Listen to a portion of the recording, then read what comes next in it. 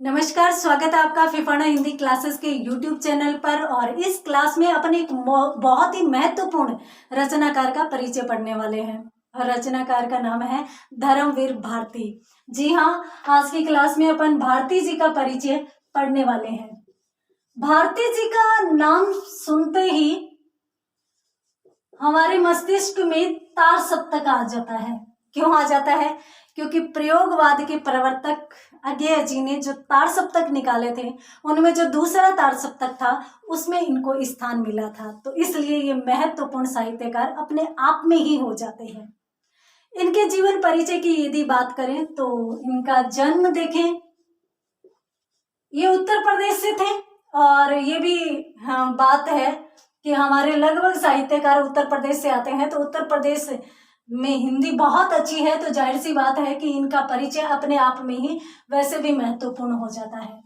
जन्म 1926 ईस्वी में हुआ था, मृत्यु 1997 ईस्वी में हुई थी। जन्म स्थान की बात करें तो जन्म स्थान था प्रयाग, उत्तर प्रदेश। प्रयाग, उत्तर प्रदेश, तो यूपी के थे ये। इसके साथ साथ यह तथ्य भी बहुत ही महत्वपूर्ण माना जाता है, इसको आप नोट लगाकर लिख सकते हैं। अज्ञेय जी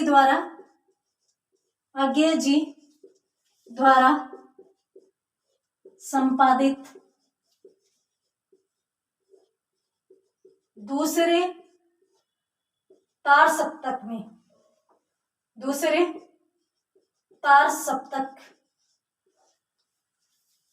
में स्थान, तो दूसरे तार सप्तक में इनको स्थान मिला था, ये महत्वपूर्ण माने जाते हैं।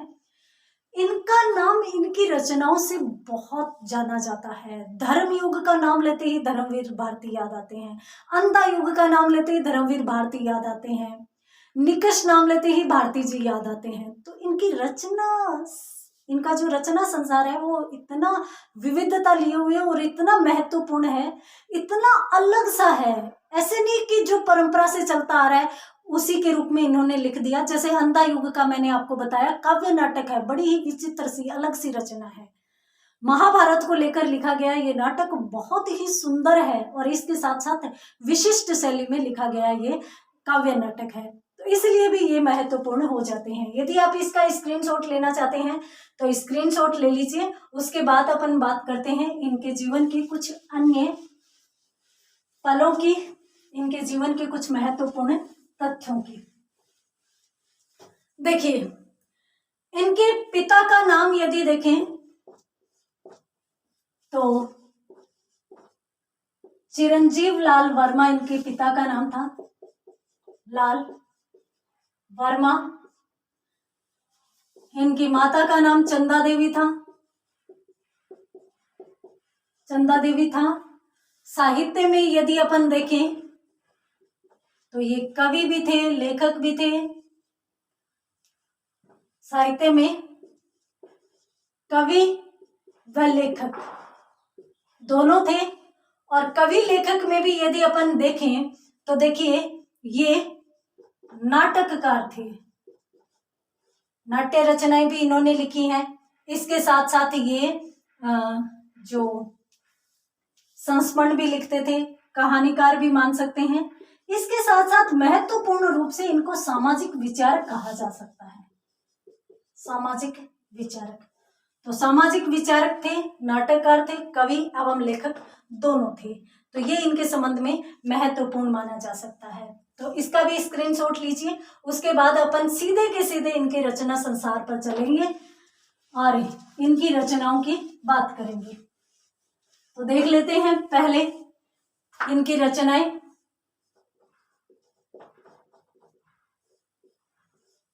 सबसे पहले अपन देखते हैं इनकी कविताएं।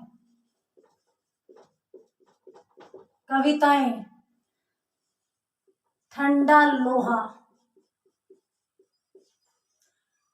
यहां पर अपन सिर्फ और सिर्फ इनकी महत्वपूर्ण कविताओं की बात करेंगे। उसके बाद तुम्हारे चरण,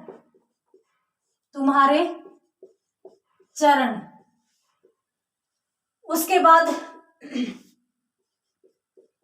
प्रार्थना की कड़ी। आगे हाँ, दो कविता इन्होंने लिखी थी, उदास मैं और उदास तुम नाम से, वो भी महत्वपूर्ण है। तो एक इनकी कविता थी सपना अभी भी, उदास तुम और उदास मैं भी देख लेते हैं। उदास तुम, उदास मैं, ये भी इनकी महत्वपूर्ण कविताएं थी। इसके साथ साथ अगर अपन अन्य कविताओं की बात करें, अंधा युग,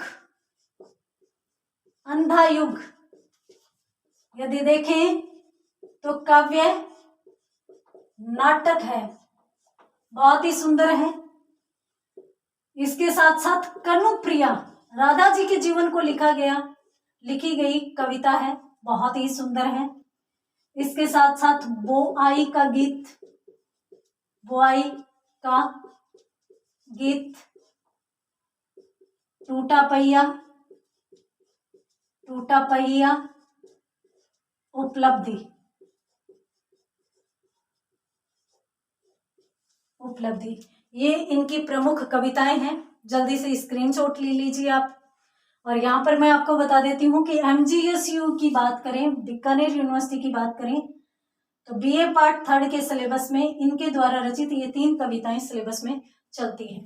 तो कविताओं का आप स्क्रीनशॉट ले लीजिए। उसके बाद अपन बात करेंगे इनकी औपन्यासिक रचनाओं की, जो अत्यंत महत्वपूर्ण मानी जाती है, जिसके लिए इनको विशिष्ट सम्मानों से भी नवाजा गया था, और इनकी प्रसिद्धि का आधार भी इनके उपन्यास ही माने जाते हैं। तो यहाँ पर यदि अपन देखें उपन्यास, जी हाँ आप समझ चुके होंगे, गुनाहों का देवता इन्हीं के द्वारा लिखा हुआ प्रमुख उपन्यास था। गुनाहों का देवता कर लो, सूरज का 7वां घोड़ा कर लो, 11 सपनों का देश कर लो, सब के सब महत्वपूर्ण उपन्यास है इनके। तो गुनाहों का देवता, सूरज का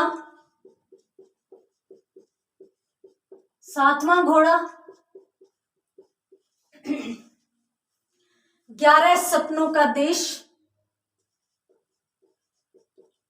11 सपनों का देश। एक और देख लेते हैं, प्रारंभ और समापन, प्रारंभ और समापन, ये इनकी प्रमुख औपन्यासिक रचनाएं हैं। इसके साथ साथ अपन इनकी कहानियों की बात करें या कथा संग्रह की बात करें, तो कथा संग्रह देख लेते हैं या कहानी संग्रह, ये भी बहुत महत्वपूर्ण है।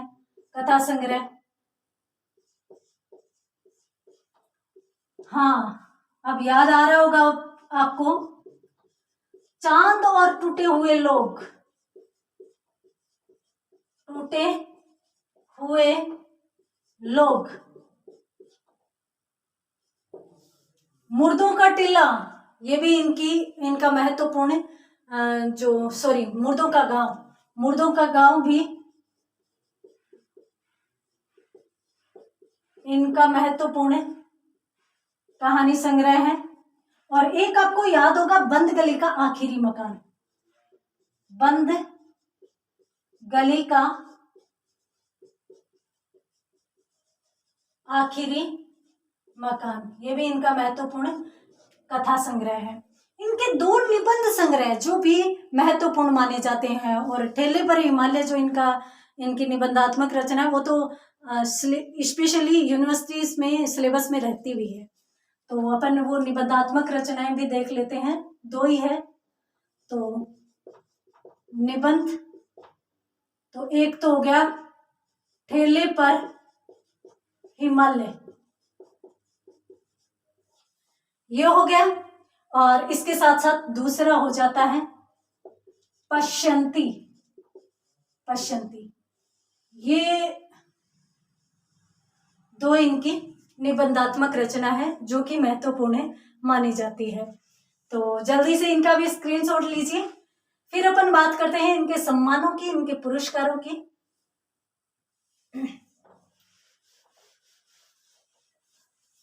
गुनाहों का देवता और सूरज का 7वां गुणा, बहुत ही महत्वपूर्ण औपन्यासिक रचनाएं हैं। मुर्दों का गांव, चांद और टूटे हुए लोग, बंद गली का आखिरी मकान, ये इनकी महत्वपूर्ण कहानी संग्रह है। तो उसके बाद अपन बात करते हैं, हाँ 2 रचनाएं आप याद कर लीजिए। और चूंकि अपन इनका काव्य पढ़ेंगे तो कविताएं भी इनकी याद कर लीजिए, ठीक है। उसके बाद अपन बात करते हैं इनके सम्मान या पुरस्कारों की। साहित्य अकादमी सम्मान से नवाजा गया। सबसे पहले तो मैं आपको बता देती हूँ कि भारत सरकार द्वारा साहित्य में इनके योगदान के लिए इन्हें पद्मश्री से नवाजा गया था। तो भारत सरकार द्वारा इन्हें